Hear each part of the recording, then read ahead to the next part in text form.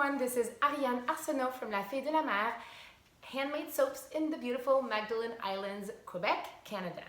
Today I am making a new batch of solid shampoo bars, and I'm going to show you the two previous ones that I've made this morning, and then the new one that I'm going to be making, I'm going to be explaining as I go. The solid shampoos that I'm going to be making today are going to be very similar to these, except they're going to be colored yellow, and I'm going to scent them with a fragrance oil called lemon curd, and it is from Rustic Essentials.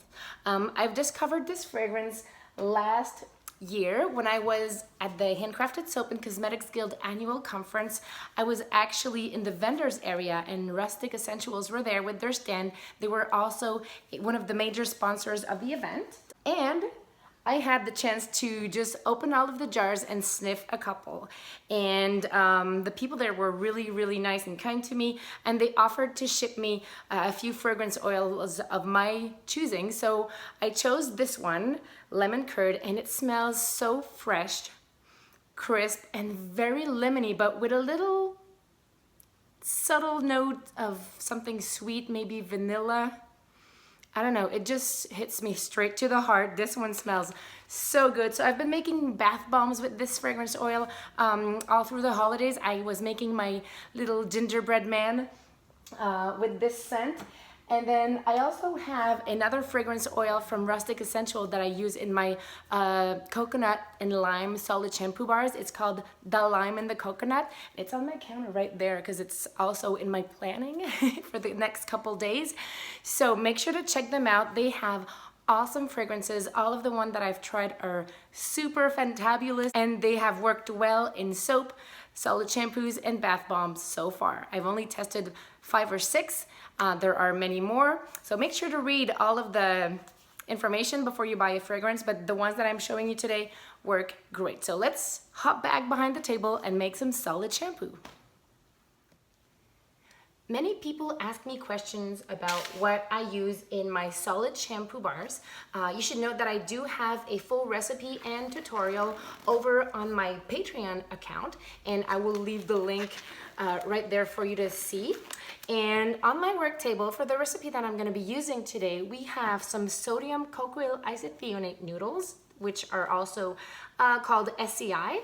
And here I have some BTMS 50, which is a hair-loving emulsifier, and I have some cetyl alcohol that I'm going to be using as a thickener and a hardener for the solid shampoo. On this side, I have some cocamidopropyl betaine. I have my fragrance oil, of course. Here I have some powdered DL-panthenol, which is pro-vitamin B5. Your hair will love it. And here I have some solid raw cocoa butter. I'm also using hydrolyzed oat protein from Windy Point. It's a soap making supply business here in Canada. Okay. I also have some aloe vera powder that is also from Windy Point.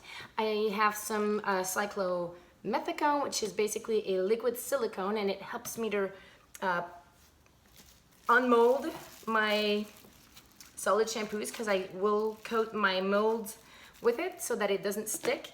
I have, of course, my bath bomb press and my heart-shaped mold that I love for the solid shampoos, and I have a yellow colorant, which is from Crazy Colors, or the Fizz Fairy. I also have a scale, couple, equipment, my mini mixer that I love, the bowl of my KitchenAid, and the KitchenAid is right like on the other side. Okay, so let's put all of the ingredients in the bowl and get started.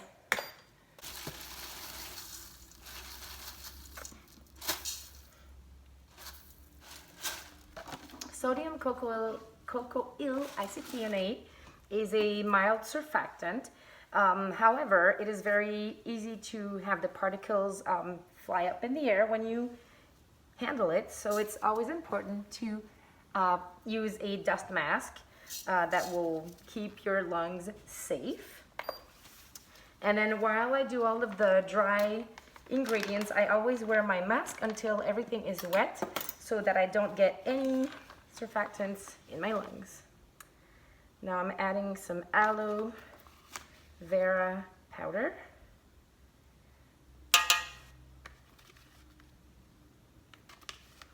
And using a spatula, I'm just gonna stir this up so that the aloe vera and the SCI noodles are very well dispersed, together.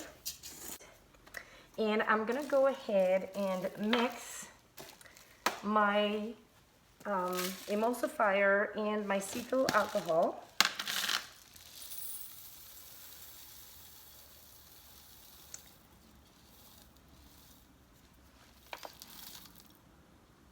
I really like these big containers. I get these from SKS bottles, and I always buy those. This is the bigger size, they have the half size, and I find them really awesome to place bulk raw ingredients to store them, and they're so easy to pick up and to handle because of the little grip right here. Okay, so we have the cetyl alcohol, we have the BTMS 50, and now I'm adding my cocoa butter. And I'm gonna pop this in the microwave to get everything melted down, and I'll be right back. I forgot to mention that I'm also using some rice bran oil into this formula. Rice bran oil is often used in hair care product as it adds sheen to your hair. It helps to moisturize and condition without weighing the hair down. So I'm adding some of it to my recipe, and I do so after I've melted the solid ingredients. Here we go. Just gonna give this a quick stir because the rice bran oil is room temperature and sometimes it kind of hardens to the bottom, but here we go. Everything is very well dispersed. So I'm gonna go ahead and transfer this into the bowl of the KitchenAid, and we'll get this stirred up.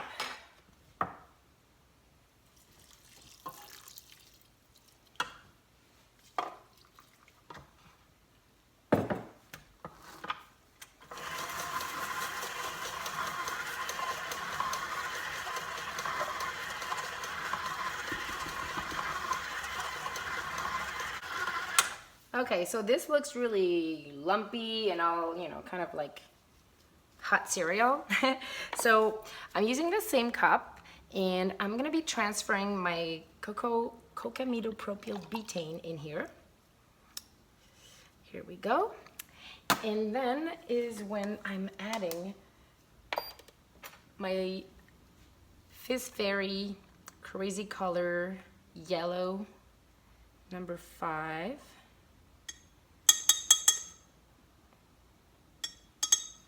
There we go. You don't need a lot. This is a very concentrated dye powder, and I'm going to use my mini mixer to get the yellow everywhere in here. I'm also using some hydrolyzed oat protein. There we go. And some DL-panthenol. Now this is the powder form of the DL-panthenol, and because it is very sensitive to moisture, it gets clumpy, so I always pass it through a magic bullet to make sure that it is very, very nice and smooth and that I don't have any clumps.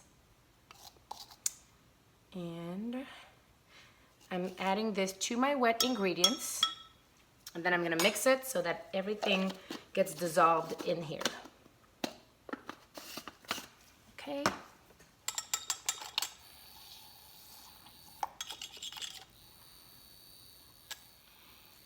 Okay, now it's time to add this amazingly yummy fragrance oil.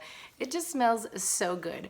So hopefully other people will think like me and like the smell and will want to wash their hair with it.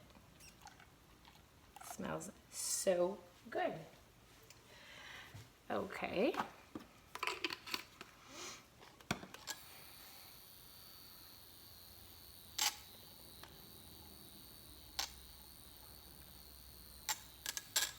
Blending everything in. And this is gonna color my entire batch of solid shampoo.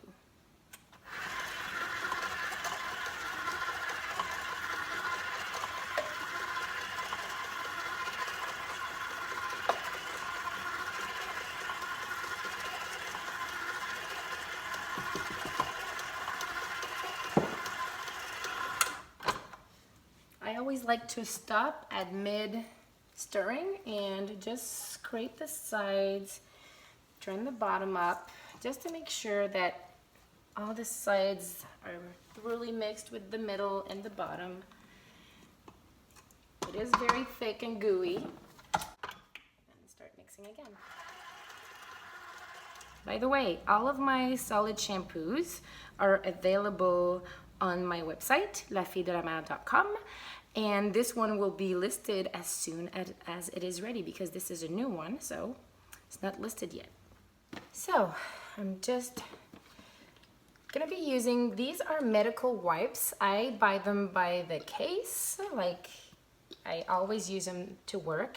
And I'm going to take the top part of my mold and just make sure that it is really nicely coated with the cyclomethicone. And then I'm gonna do the same thing with the bottom of my mold. And by the way, these are wrapped, like this mold isn't usually wrapped like this, but I'm wrapping it using the National Shrink Wrap film so that it doesn't stick to the mold and it is easier to release. Now, I'm just gonna close this so that I don't make any spills. I don't need the yellow anymore. I always put my scale on tare and I pick out what I need so that I know exactly the amount that goes into each shampoo heart. And I fill these at 82 grams or 83 and this recipe will give me 30 of them. Now, the reason why I fill them at 82 or 83 is because I package and sell them for 80 grams and I just want to make sure that, you know, there's enough. And after drying, it will still weigh at least a minimum of 80 grams. So here is my heart. I'm gonna place it into the bath bomb press. And if you've never worked with a bath bomb press before, you should know that this is a pneumatic machine. It is hooked by this hose here to a compressor. I'm using a Porter cable compressor and it is at a 100 PSI right now. When I make bath bombs, I set it much lower than that, but this is a shampoo bar and these need to be compacted very well. There we go. And we have a perfect little yellow heart. Oh, and it smells amazing. I love it. Okay.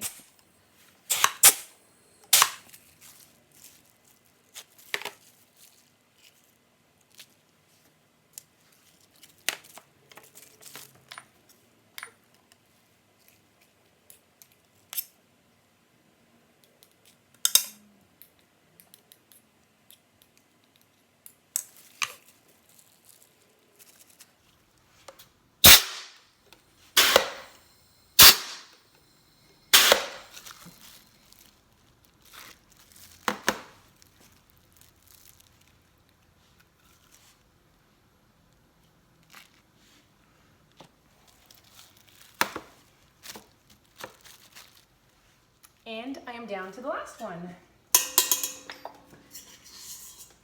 30 beautiful lemon curd shampoo bars. And I always have a little bit of leftovers in my batches because I always make my recipes with a little bit of overhead just so I can add a little more into each shampoo heart. And also I like to test the pH of my product. So we will take a little bit of what's left in here and we will test the pH of these shampoo bar because this seems to be a concern in the crafting community. So ideally a shampoo bar should have a pH between 5 to 7, 4 to 7. My shampoo bars usually test between 5 and 6.3. So I will make a 10% solution of my solid shampoo bar. Be right back.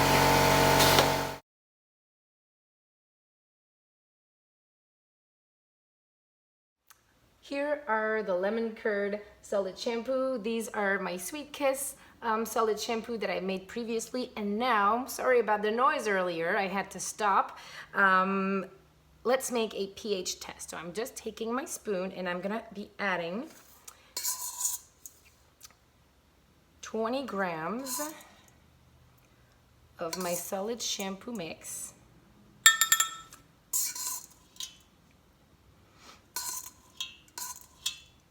And we are going to be making a 10% solution to test the pH. You could make, like with soap, we usually make a 1% solution, but I've tested both and I like to make it this way. I like to get more product into the testing. And then I will fill this up to 200 milliliters with distilled water. This is really important because distilled water has a neutral pH.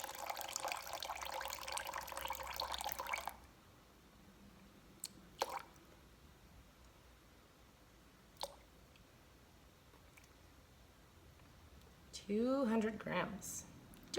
Okay, perfect. Now I'm gonna go slowly heat this mixture and I will be back once it is all dissolved. All right, guys, this is the moment of truth. And while we are testing for pH, let's talk about a pH meters or pH strips or anything that you could use to measure pH. Now, you could use pH strips to give you a general idea, but pH strips will never be precise. So I have this pH meter by Apra Instruments, and I will leave the link below the video. I really like this kit. It came with a little storage box with the pH solution, but it also came with the bigger bottles of the pH solution. This is to calibrate your pH with the neutral, the low, and the high pH solutions. And here is the pH meter. So I'm just gonna turn it on. And I'm going to dip it into the solution so that you guys can see. Okay, just making sure that we are focused. And I'm just gonna dip this into the solution, shake it a little bit just to make sure that everything is in contact with the liquid. And we have a pH of 5. Can you see this? This is a pH of 5. I'm gonna leave it in there. Let's remove the spoon.